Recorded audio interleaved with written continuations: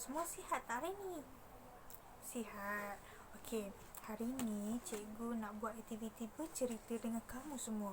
Kamu semua nak dengar tak? Nak. Okey. Hari ni cikgu nak buat aktiviti bercerita dan tajuk cerita kita pada hari ini ialah Empat Bersaudara. Okey, cikgu akan ceritakan kepada kamu apa yang terjadi kepada empat saudara ini. Okey, mari kita mulakan aktiviti bercerita kita. Okey, sebelum memulakan cerita, cikgu akan memperkenalkan kamu dengan watak-watak yang ada di dalam buku cerita ini. Mari kita teruskan. Okey, watak pertama yang kita akan jumpa ialah empat bersaudara. Empat bersaudara siapa? Ini saudara pertama, saudara kedua, saudara ketiga dan saudara bongsu. Mereka ini semua ialah adik-beradik. Okey, watak kedua pula ialah kita akan jumpa watak petani miskin. Petani miskin ni siapa? Petani miskin ni ialah ayah kepada empat bersaudara ini. Okey, seterusnya kita akan jumpa watak lelaki tua. Lelaki tua ni siapa? Tunggu nanti cikgu ceritakan ya. Okey, watak yang terakhir kita akan jumpa ialah lelaki muda. Okey, jom kita mulakan. Okay. Pada zaman dahulu, ada seorang petani yang miskin. Dia mempunyai 4 orang anak. Siapa anak dia tadi tu?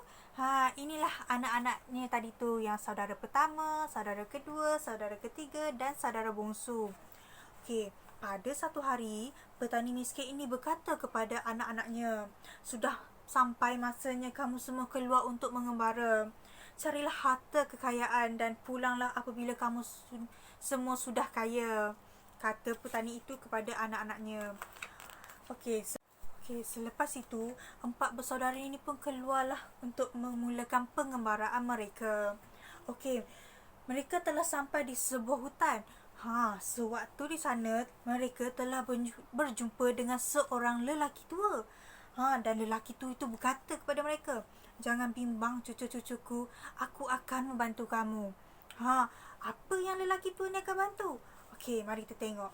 Okey, dia memberikan setiap seorang daripada mereka satu sumbu pelita. Lalu lelaki tua itu berkata, "Di mana sahaja sumbu itu jatuh, kamu mestilah gali tempat itu dan kamu akan dapat sesuatu di situ," kata lelaki tua itu kepada mereka. Lalu lelaki tua itu berkata lagi, "Dan ambillah dan bawalah pulang harta itu ke rumah kamu." Terangnya. Lalu keempat-empat mereka pun mengucapkan terima kasih kepada lelaki tua itu. Mereka telah meneruskan perjalanan sehingga sampai di sebatang sungai. Tiba-tiba, kenapa tiba-tiba tu? Tiba-tiba sumbu yang dipegang saudara pertama itu jatuh. Dia berhenti dan mula menggali. Selepas menggali, dia berjaya menemukan sebalang shilling tembaga. Okey, selepas menjumpai shilling tembaga itu, saudara sulung itu pun berasa sangat gembira. Lalu dia mengajar adik-adiknya itu untuk pulang ke rumah. Lalu dia berkata kepada adik-adiknya, "Marilah kita balik sekarang." Namun ketiga-tiga adiknya itu tidak mahu dan tidak berpuas hati dengan shilling tembaga yang mereka temui itu. Okey, mereka mahu harta yang lebih bernilai. Okey, selepas itu si sulung ini pun baliklah bersorangan dengan shilling tembaga yang dijumpainya itu. Okey, sewaktu ketiga-tiga mereka meneruskan perjalanan, sumbu kepunyaan anak kedua pula jatuh. Dia terus menggali dan menjumpai sebalang shilling perak. Lalu dia berkata kepada dua adiknya itu, "Marilah kita bawa wang ini balik ke rumah." Namun kedua-dua adiknya itu tidak mahu pulang ke rumah dengan shilling perak yang ditemui itu. Okey, lalu saudara kedua pun berlalulah pulang seorang diri. Tidak lama selepas itu, sumbu kepunyaan saudara ketiga pula jatuh. Selepas jatuh, saudara ketiga ini terus menggali dan telah menjumpai sebalang shilling emas. Selepas saudara kedua ini telah menjumpai sebalang shilling emas, dia telah berkata kepada adiknya yang bongsu itu, marilah pulang, kita telah menjumpai sebalang shilling emas dan kita akan menjadi kaya. Namun saudara bongsu ini tidak mahu pulang. Kenapa saudara bongsu tak nak pulang? Lalu saudara bongsu terus segera berkata kepada abangnya itu, Abang Long dapat shilling tembaga, Abang Ngah dapat shilling perak dan Abang Cik pula dapat shilling emas. Mungkin saya akan mendapatkan intan belia yang lebih bernilai, katanya kepada abangnya itu. Lalu abangnya itu pun pulanglah secara bersorangan ke rumah dengan shilling emas yang telah dijumpainya itu. Selepas itu, saudara bongsu pun meneruskan perjalanannya untuk mencari hartanya.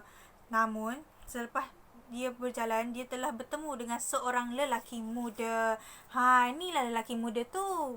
Okey, dia telah bertemu dengan lelaki muda yang badannya penuh berlumpur. Dan di kepalanya pula ada sebuah roda. Tengok. Saudara muda ini pun terus menghampiri lelaki muda ini. Dan saudara itu berkata, mengapa kamu duduk di sini? Dan kenapa di kepala kamu ada roda? Kata saudara bongsu ini kepada lelaki muda. Selepas itu, baik sahaja dia bertanyakan kepada lelaki muda itu, dia mendapati dirinya terduduk dan badannya penuh dengan lumpur. Dan sebuah roda pula berada di atas kepalanya. Lalu dia bertanya kepada lelaki muda itu, kenapa jadi begini? Dan lelaki muda itu pun berkata, saya juga tamak seperti kamu. Kata lelaki itu, saya telah diberi hukuman dan sekarang kamu duduklah di sini sehingga orang tamak yang lain datang menegur kamu. Kata lelaki muda itu kepada saudara bongsu.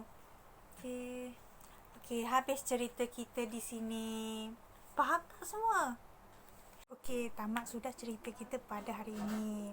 Okey, daripada cerita yang diceritakan kepada kamu tadi, ada beberapa pengajaran yang boleh kita ambil iktibar di dalam hidup kita. Okey, apa pengajaran dia? Okey, pengajaran dia yang pertama, kita perlulah berasa bersyukur dengan apa yang kita ada dan apa yang kita miliki. Okey, seterusnya kita haruslah jangan bersikap tamak. Kenapa jangan tamak? Kerana orang yang tamak selalu rugi. Tengok apa yang jadi pada si bongsu ini. Itulah akibat bersikap tamak, dia dikenakan hukuman dan dia akan pulih sehingga orang tamak lain yang datang kepada dia nanti. Okey, sebab itulah kita jangan bersikap tamak sebab kita akan rugi. Tengok si bongsu, belian tak dapat tapi hukuman yang dapat kerana sikap tamaknya itu. Okey, sekian sahaja cerita cikgu pada hari ini. Sekian, terima kasih.